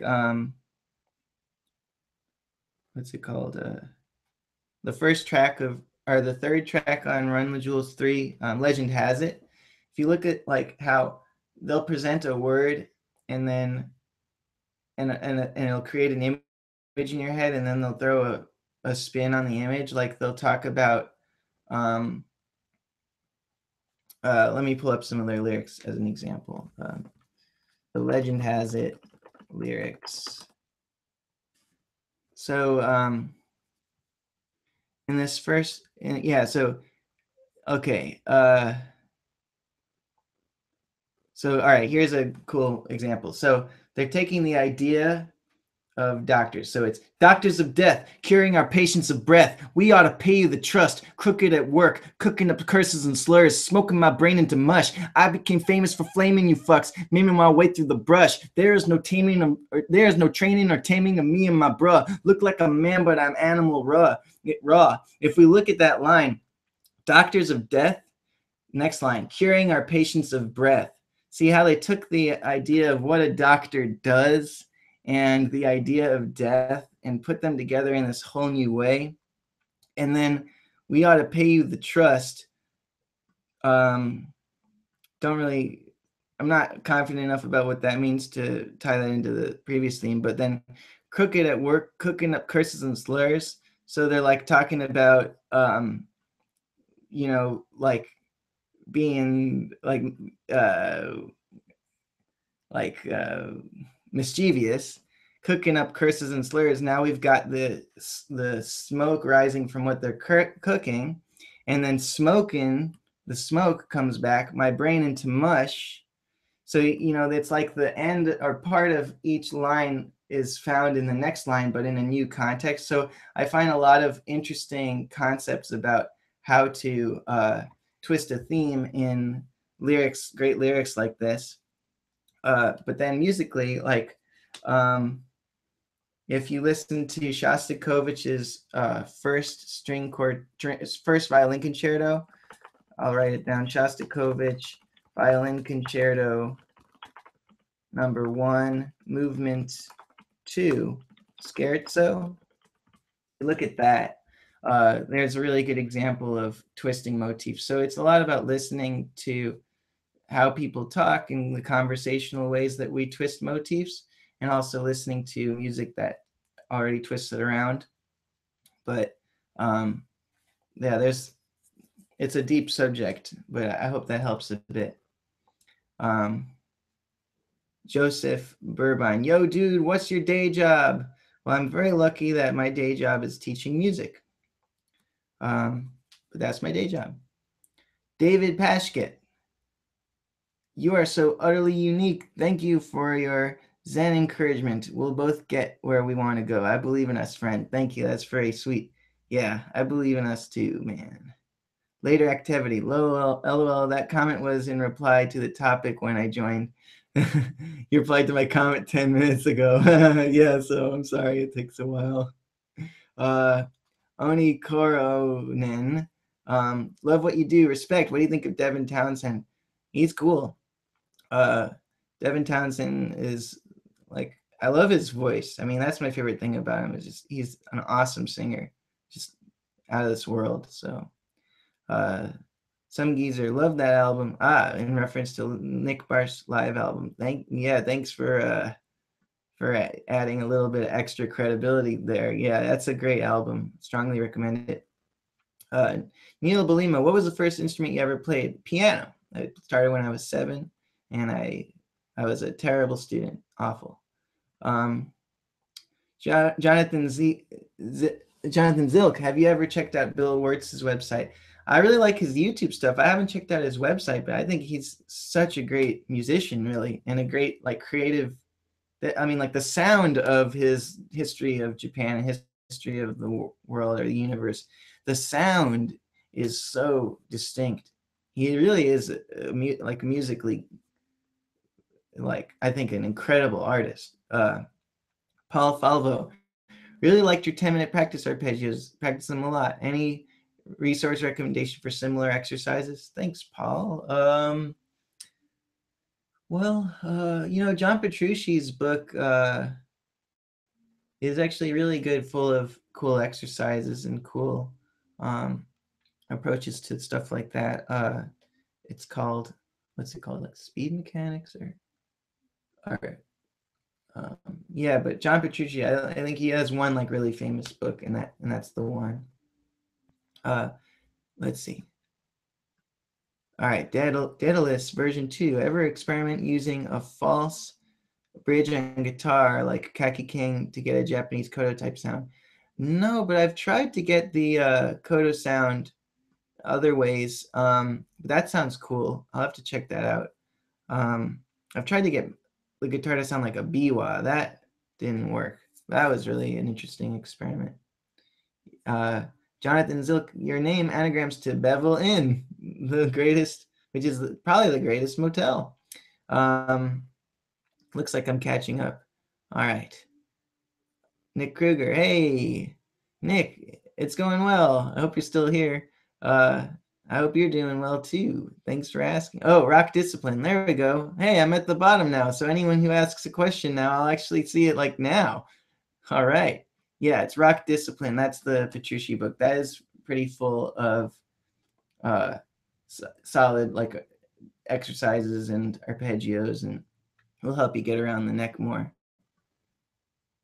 Yeah. So Igor asks, have you ever tried learning any of Little Tybee or Josh Martin's techniques? I have not done that very much. I feel inclined to do it eventually, but I'm like, I don't know. It's pretty amazing. I want to do it. Yeah, someday. Yeah, but I haven't yet. Uh, you're welcome, Paul. Fudge sauce. Ben, how much time you spend writing music versus creating art/animations? Well, I doodle in my journal pretty often, just very casually, and that kind of helps me get like some semblance of drawing skills together. But I spend way more time on the music stuff. I probably spend all day every day teaching or practicing or writing or mixing and doing various things. And then when I go on tour, I barely do any of that at all. I'm just kind of a guy who sits in a van until showtime, but then showtime makes it all worth it. But yeah, animation is something that takes a long time. I've only done, 3 of them, and I do it for like really, like when I feel like I really, like something makes me say, I have to do this. And that's it. But uh, Orsino 8221, any advice for an acoustic guitarist who wants to play more electric? Yeah, you're gonna have to get used to muting strings with your palm more. So when you practice things on the electric, try to practice where every note is the same volume, and you are really picky about not allowing open strings to ring. Like you normally want acoustic playing to be very resonant, but you want your electric playing to be more contained like this.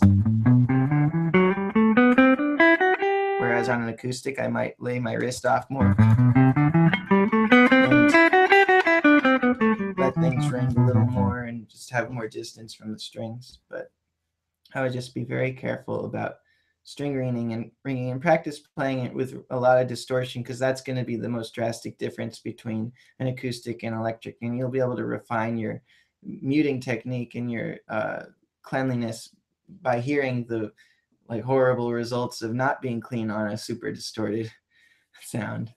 Marcelo, Ben, did you know you're awesome? Um, some days yes, some days no, but I appreciate that you think so, or that you imply as much. Thanks, man. Hector Monteroso, how do you think about your music when you write? Do you start with chords and melody? Do you think of it as a story instead of emotions, or just a progression? It's different for every piece. A lot of the time it comes from a story, comes from lyrics, comes from a rhythm, comes from me noodling around, comes from some chords I put down, some comes from a specific project, specific needs. It can come from so many different things. Like, for example, I haven't written with this yet, but I've got this cool guitar thing I like doing now.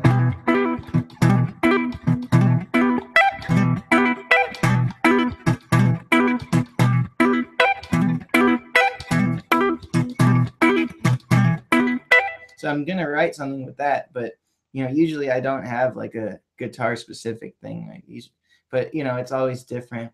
I recommend just exploring very many different avenues, like chords on this instrument, and then poking notes into the computer, and then drums and blah blah blah. Just kind of looking at all different kinds of places, writing lyrics, thinking of emotions, anything that can inspire you. Um, Mr. Frank P4. Hi, Ben. What are your thoughts on extended range guitars? I'm not ready for them. They're cool. I don't think I'm going to be on that train anytime soon. But the people who do it, it's not like a waste or anything. It's the extra strings create a lot of cool music. So people are doing good, but it's not really my thing right now. Uh, Hector Monteroso, by the way, fleshy green flowers is awesome. Thank you. I am glad you like it. Personally, I wish I could re-record it and perform it a little better, but I don't want to ruin it for you. Chip87, any plans for your next big composition series? Can we expect a kitty fun I love you kitty someday? I'm not that into cats, to be honest. You give me a really sweet cat and I'm all about it, but like these cats that oh, every now and then they just bite you and scratch you because you didn't do exactly what they want. It's tough, man. But that can happen with dogs too. But next big composition series, I'll say I'll definitely be doing another one someday. I think I'm gonna take a break from that for a couple months though. But I want to do one that incorporates lyrics because I read a comment about that. I think it's a good idea. Oh boy, yeah. So now I'm getting behind again. All right. Gotta be fast, gotta be quick, gotta answer these questions. All right. Hey, JJ Carcheesy, I'm back. I'm recording the bass part, but I don't know how much bass or treble I should add when I'm slapping. This is probably a question for Adam Neely, but should I use more bass or treble? Yeah, I would say you probably should make sure you always got a nice amount of bass, regardless. But instead of adding treble, maybe add a little bit of like overdrive, like a little bit of subtle distortion, maybe. But yeah, Adam's your man. Uh, that bastard over there writes, clearly it should be kitty boredom. I hate you, kitty. Well, I wouldn't go that far. Chip87, also will the MIDI file for Doggy Fun be available through Patreon? Sure could be, yeah. Anyone who wants that, I would say that would be like, that would fit in the producer category. But yeah, send me a message. We could talk. Guarnak, I really enjoy your content. Thanks for doing videos. They're really inspiring. Thank you. Thank you. I'll keep doing them more than ever. So appreciate it. Jose, how's it going? Any thoughts on plugins for bass such as Trillion versus recording with real bass? Oh, well, I like all kinds of basses. I like synth bass. I like real bass. So yeah, I guess don't try to get a fake bass to sound real, and then you'll always be good. I think like getting make a synth bass sound like a good synth bass instead of being, if it's a job for real bass, just do real bass. That's my suggestion. But if it's but like synth basses are a really cool sound, so I would use those for those instances. Gonzo's Repose. My wrist has been feeling odd. Do you do anything to protect your wrist? I'm not sure if I am pressing too hard or bending my wrist too much. I'm confused as to what's up. Any thoughts? Why don't you send me a link to a video of you playing for a few minutes? You know, you can just record it on your phone. Just why don't you send that over to benlevinmusic@gmail.com, and I think I'll be able to give you a better idea. That's important. That's definitely, I want to help. All right. Ad hoc part 2. What do you think of pugs? Great. I love them. Pugs are great. There was this pug I was walking once. It didn't want to walk. So I got down on the ground with it. I started playing with the dirt in front of me, and he's like, "What? What's in the dirt over there?" And I'm like rubbing the dirt, touching the dirt. And he's like, "What's in that dirt, man? What's in that dirt?" He's sniffing my fingers. Can't figure out why I'm so into the dirt. And he starts running around, and we went on our way. We had a nice walk. Interesting. I love the doggies.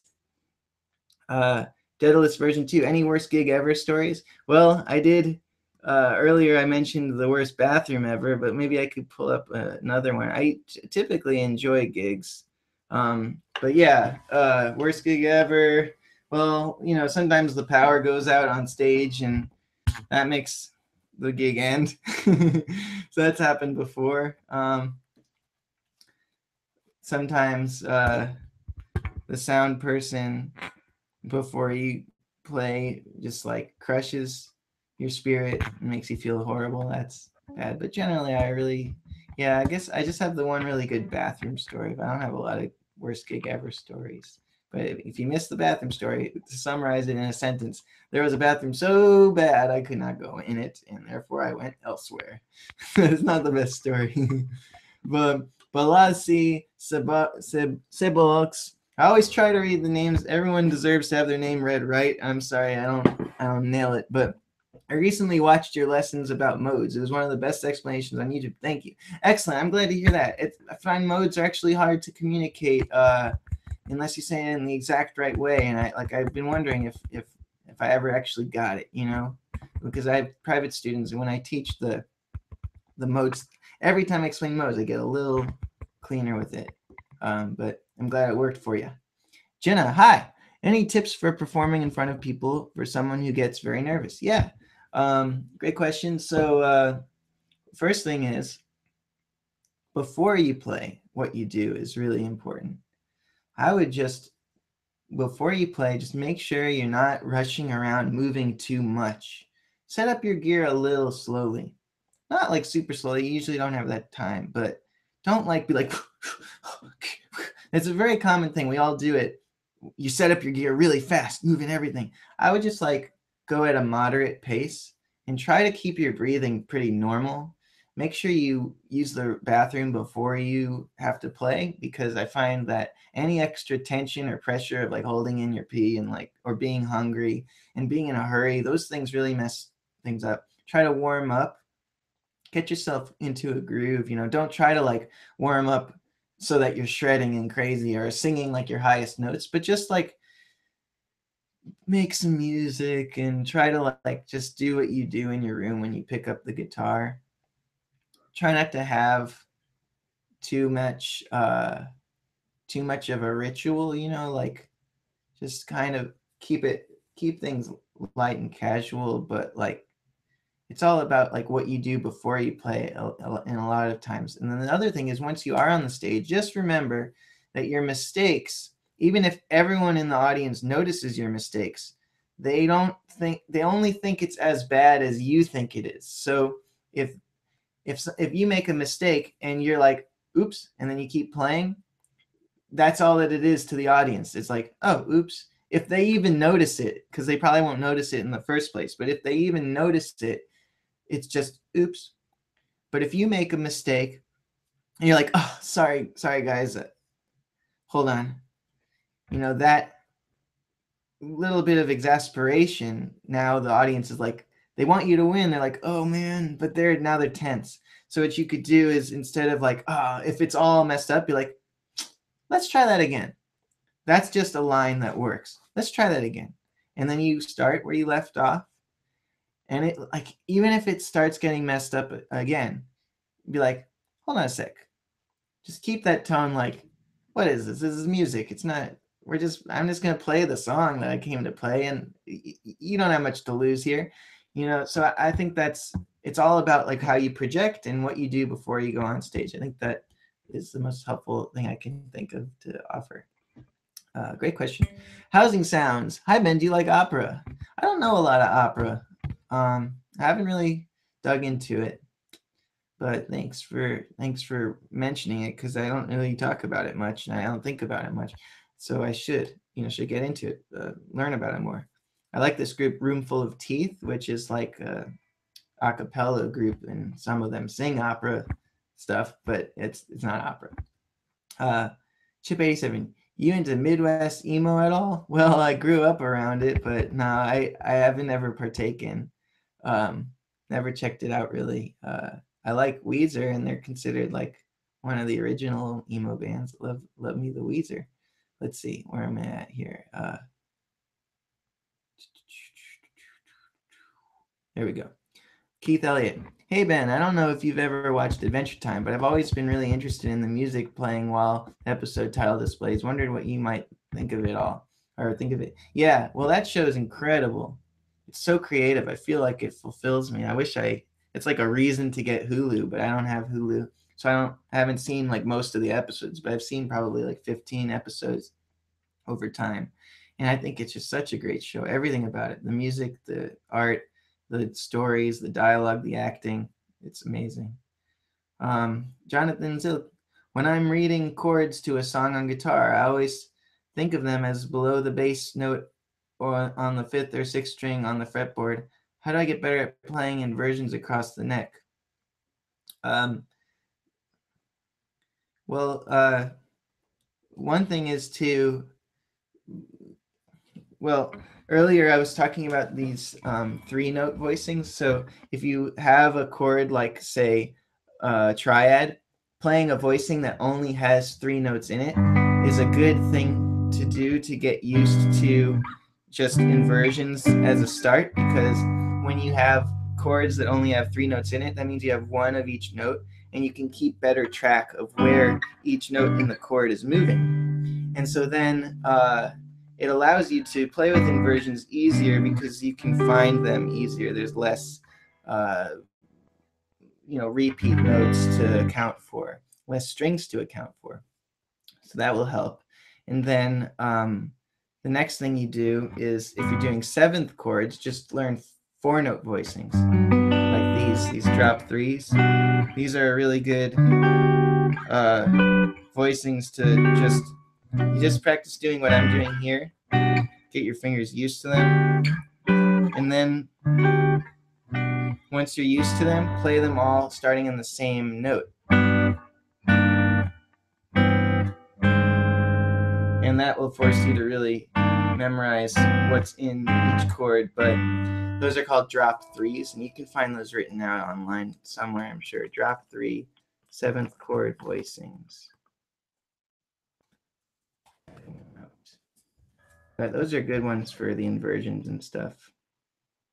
And if you're talking about playing higher voicings, check out drop twos on the top strings. Great stuff. All right. Cool. I'll have to check out TTNG. Haven't heard of that. Putting it in my thingy. All right. So, God invented love to make murder easy, says Dave Pierce.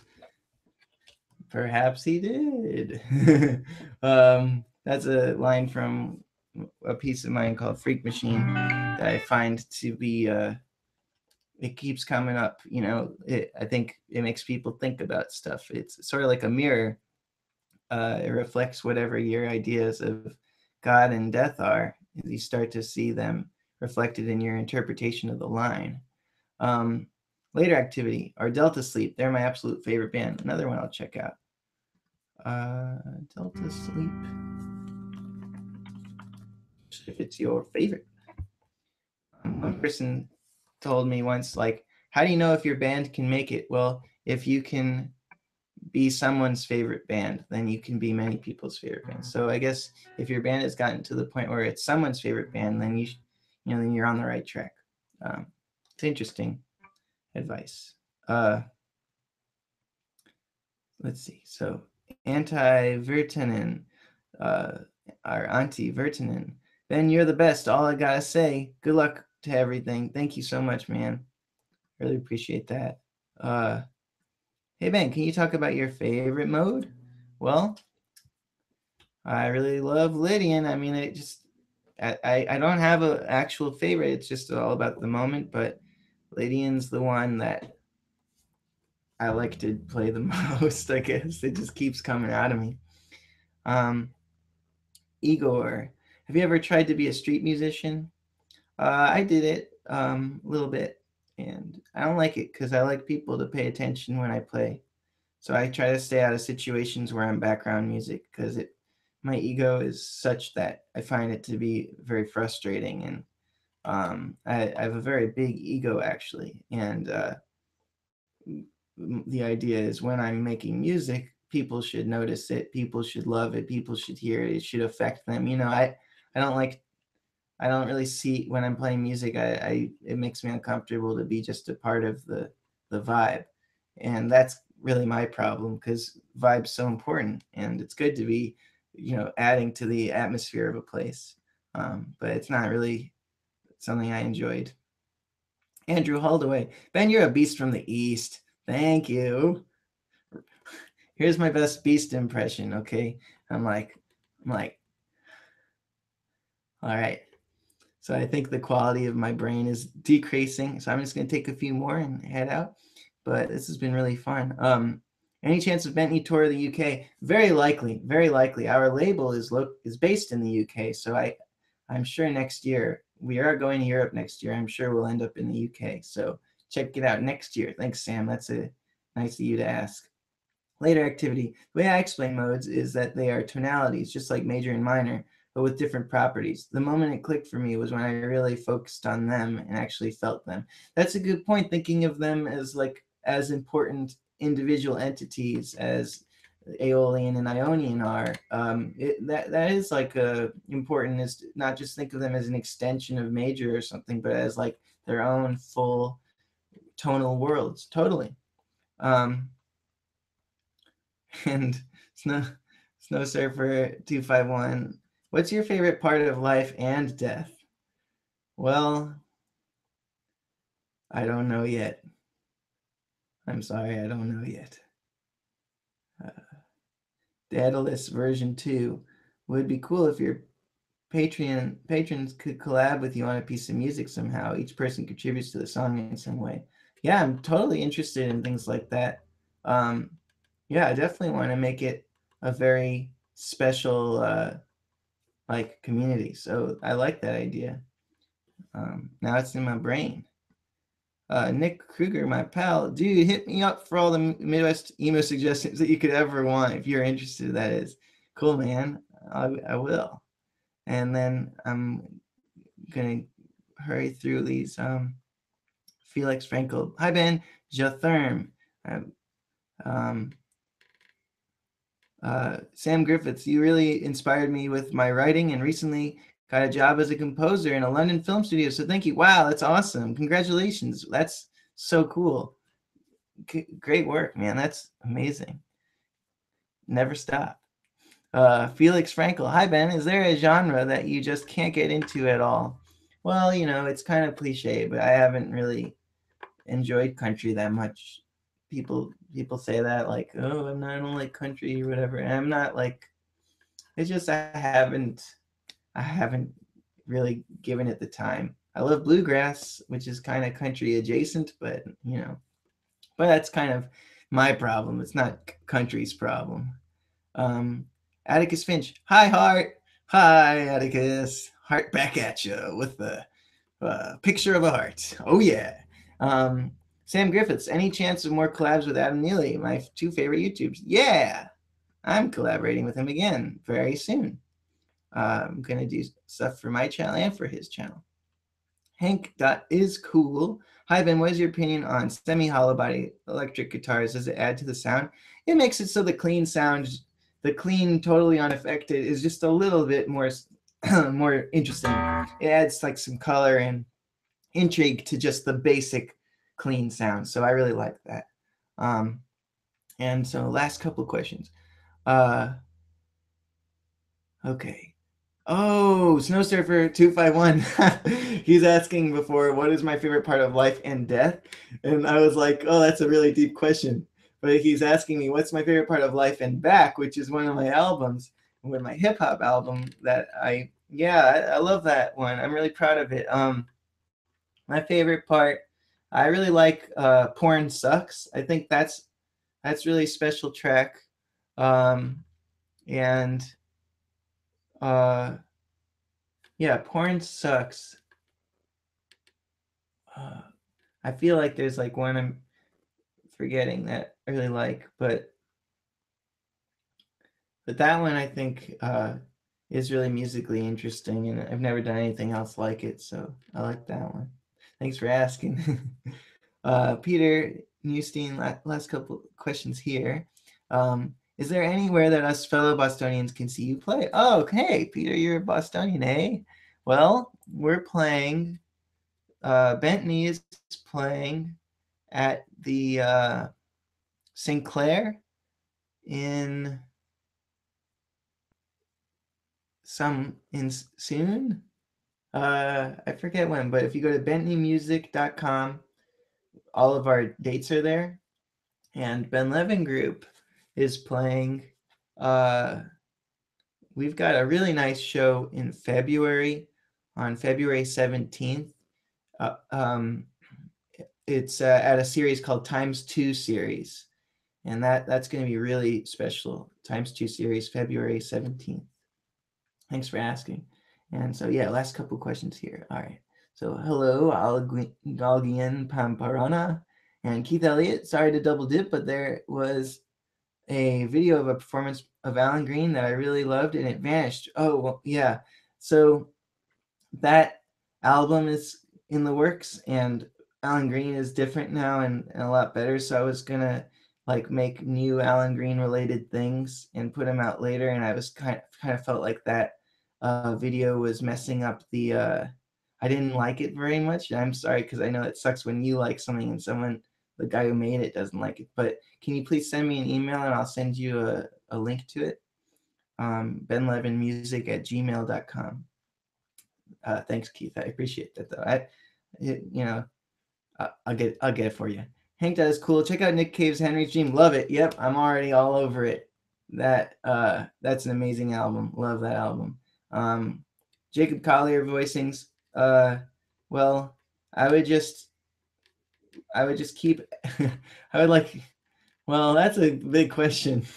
One thing you can do is if you take the concept from my latest video, interesting chords, and just see if you can fit, instead of just 3 notes in the right hand, maybe see if you can fit 5, because he just does a lot of big voicings with tons and tons of notes, and then focus on voice leading. You'll get the effects. Thanks for iScala. Thanks for the stream. Thank you. Thanks for checking it out. And pharmaceuticals music. If someone paid you a good amount to go back and rework an old song, would you do it, or do you prefer to just keep moving forwards? I prefer to keep moving forwards, definitely. But if I was getting paid a good amount, it could help me make new music. So, I would do that. You got to take money when you can get it with music. Anything that keeps the boat moving forward will help you be innovative in the future. So thank you, everyone. I'm glad you guys had a good time. This has been really exciting day and exciting time. And the fact that so many people are affected by this whole like making music stuff thing that we're doing here.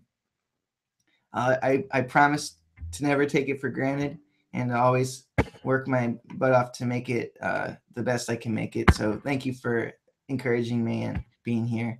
So yeah, Thanks, guys. I'm reading your comments. I appreciate it. Bye-bye. See y'all soon. All the best. Have a great rest of your weekend. Bye. And now I press the button. I'm looking for that button. I found the little button. Bye-bye.